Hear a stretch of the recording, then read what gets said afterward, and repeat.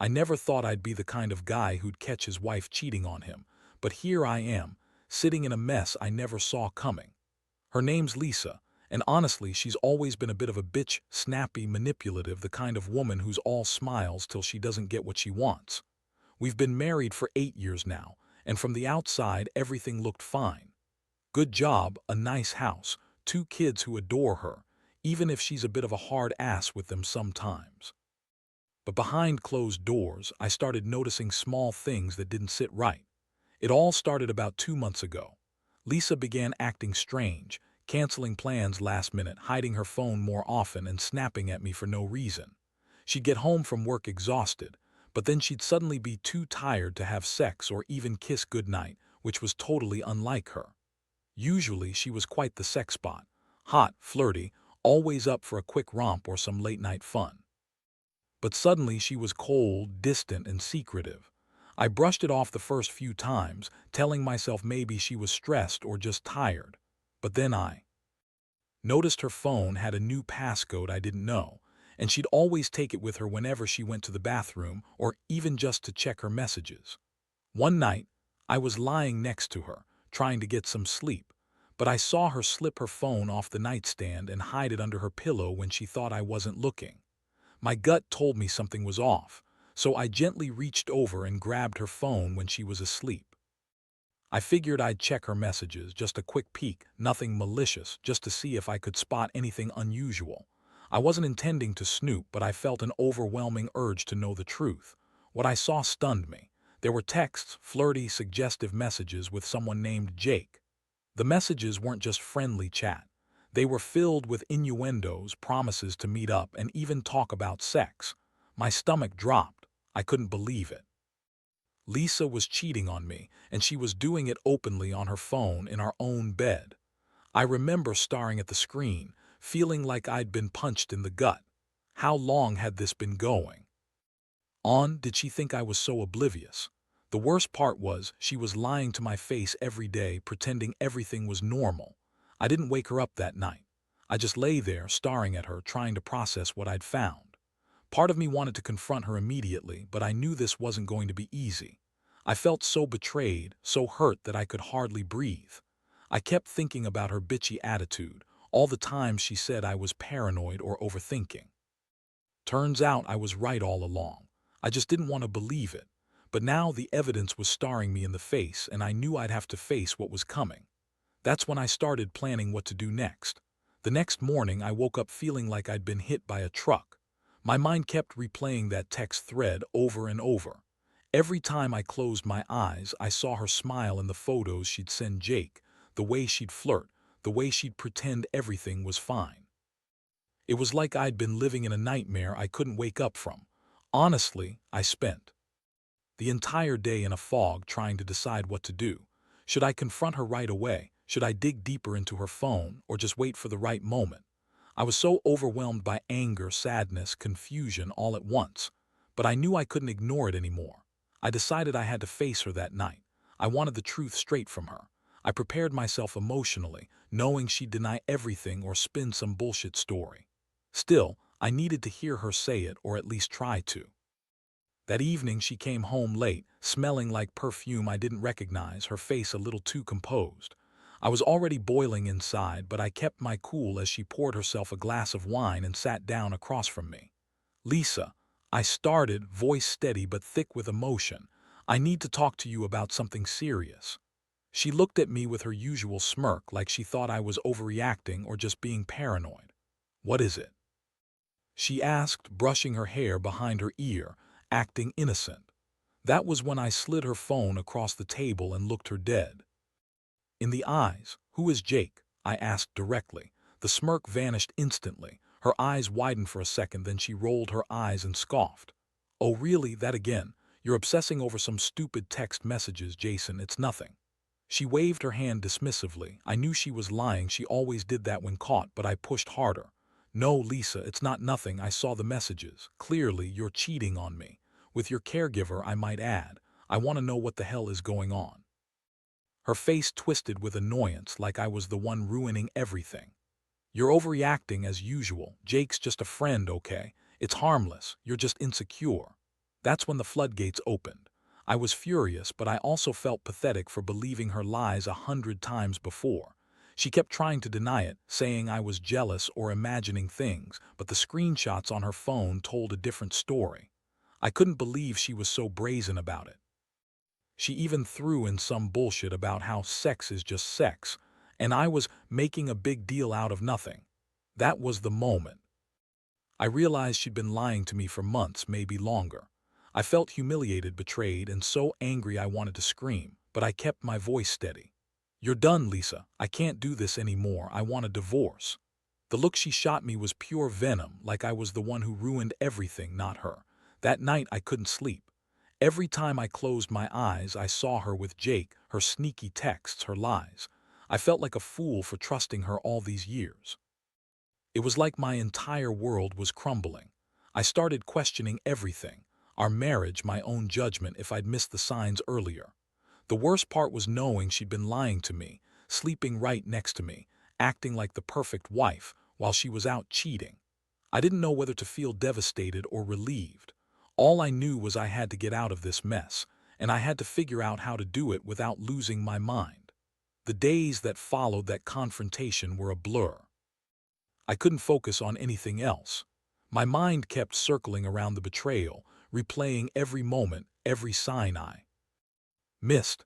I started noticing more things, small clues that suddenly made sense.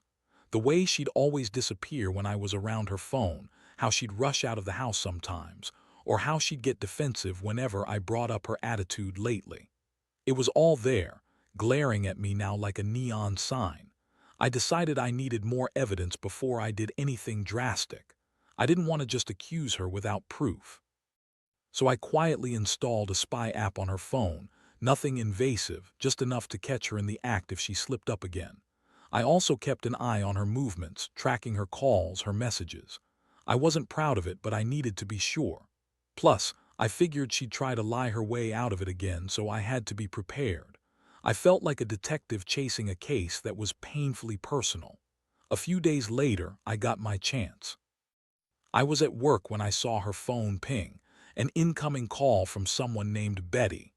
I looked at the screen and felt that familiar punch in the stomach. Betty was her caregiver's name, and I'd heard her mention her a few times, but I never expected her to be so involved. I decided to listen in on the call just for confirmation. I plugged in my earbuds and hit record. The conversation started innocuously enough, but then she slipped up. I heard her laugh a little too intimately, and then she whispered something about meeting up later. That was the breaking point. I didn't wait to confront her. That night, I sat her down again, showing her the recordings. Her face turned pale, her eyes darted around like a cornered animal. "What the hell is this?" I demanded, voice trembling with rage. She tried to deny it, said I was paranoid, that Betty was just a friend helping around the house. But I wasn't buying it. The evidence was right there, clear as day. I told her I knew everything, about Jake, Betty, all of it. Her lies crumbled under the weight of the truth. She finally broke down and admitted she'd been having an affair with Betty, her personal caregiver, for months. Her excuse: she said she was feeling neglected, ignored, that I was too busy with work and the kids to notice she was unhappy. She threw in a line about how Betty was so caring and understood her better than anyone. Yeah, right. What a bunch of manipulative bullshit. I could see through it. She was trying to justify her cheating with some kind of "I was hurt, but it's okay" story. But I knew better. That moment was my turning point. I knew I had to do something, but I wasn't sure if I was ready to forgive her or just cut her out entirely. That's when I started planning my move, something cold, calculated, and most importantly, final. That night I couldn't sleep. I kept staring at the ceiling, replaying everything I'd uncovered. My mind was a storm of anger, betrayal, and now a strange sense of clarity. I knew I had to act, but I also knew I couldn't just confront her and hope for the best. I needed a plan, a way to make her see she couldn't get away with this, that she'd crossed a line and there be consequences. I started thinking about ways to turn the tables, ways to remind her that she wasn't just cheating on me but also ruining our family. The first thing I did was research everything I could about her affairs. I wanted to get a full picture of what she'd been doing, who she'd been with, and how deep this really ran. I also started thinking about how I could use her own game against her. If she thought she was clever, I'd make her realize I was one step ahead. I wanted her to feel the same shock I had: betrayed, exposed, vulnerable. I knew I had to be careful, though. I didn't want her to catch wind of my plans and destroy everything before I had a chance to finish what I started. So I set up a series of little traps. I left a fake message on her phone, making her think I was onto her, something suggestive. A message from someone named Alex saying they loved her and wanted to see her again. I knew she'd fall for it, and sure enough, she took the bait. I caught her sneaking out one night to meet Alex, and that was when I decided it was time for my move. I wanted to catch her red-handed, with proof so undeniable she couldn't deny it anymore. I also reached out to a private investigator I knew, just to cover my bases and get some solid evidence. I didn't want her to accuse me of spying on her. I wanted cold, hard facts. What shocked me most during that period was how calm I felt, like I was finally taking control of my own life after being a passive victim for so long. I realized how much her cheating had affected me, not just emotionally but physically. I'd been losing sleep, losing weight, feeling sick every day. But now I was channeling all that into planning my revenge, into making her see she couldn't get away with it.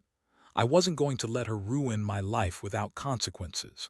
The betrayal was a blow, but I was determined to make her regret it, to make her feel the pain she'd inflicted on me. I was ready to end this chapter, one way or another. The night I finally caught her in the act was surreal. I had set everything up: hidden cameras, the fake message, the investigator's photos, and I was just waiting for her to slip up, which she did faster than I expected. I followed her out of the house that night, watching her drive to the exact address I'd found in her phone, an apartment she'd never mentioned before. When she entered, I parked around the corner, heart pounding like I was about to face a criminal. I stayed in my car for what felt like hours, but eventually I saw her come out, her face flushed, her hair a mess, and a look on her face I'd never seen before: guilty and defeated. She was trying to act casual, but I knew the truth now. I followed her back home, my blood boiling with rage and a strange sense of victory. I had the proof I needed. She was a cheater and a liar, and I wasn't going to let her get away with it anymore. The next morning, I waited for her to wake up. When she did, I confronted her with everything: photos, recordings, and the investigator's report. Her face went pale again. She stammered, tried to deny it, but I'd heard enough. I told her I was done with the lies, the cheating, the manipulation. I told her I was filing for divorce and that I'd make sure she paid for what she'd done.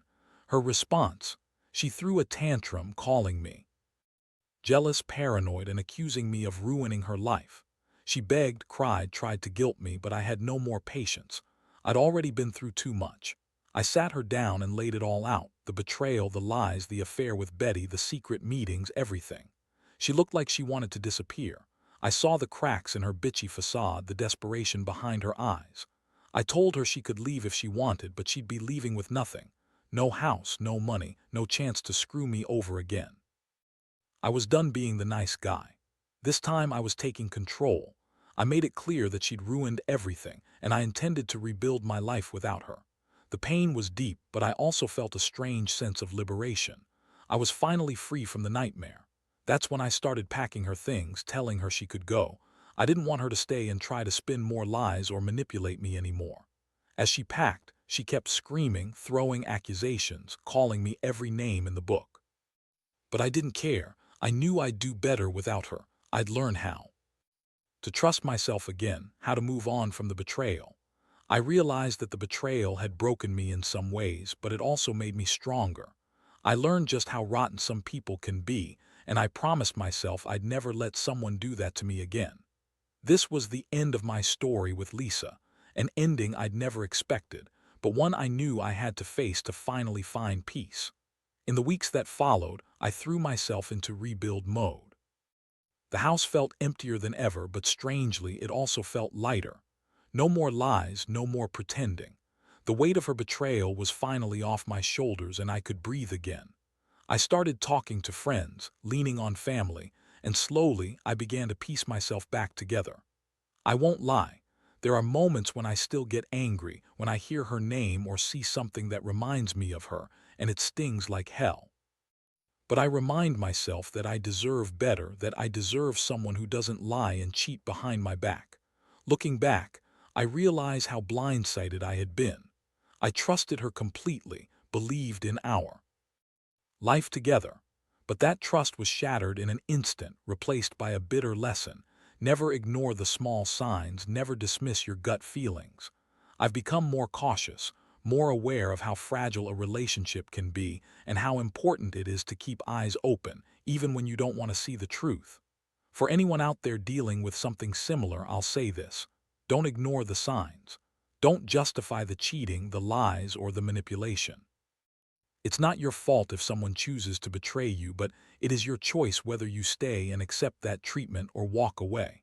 I chose to walk away, and honestly, I feel relieved.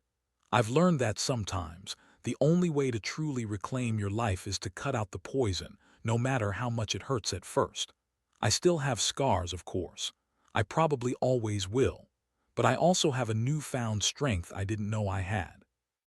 I'm taking it day by day, learning to trust again, and most of all, reminding myself that I'm worth more than someone who cheats and lies. The pain is real, and the betrayal cuts deep, but so does the resilience that comes from surviving it. And now, I'm finally moving forward. I hope my story helps someone else find their way out of the darkness, because trust me, you're stronger than you think.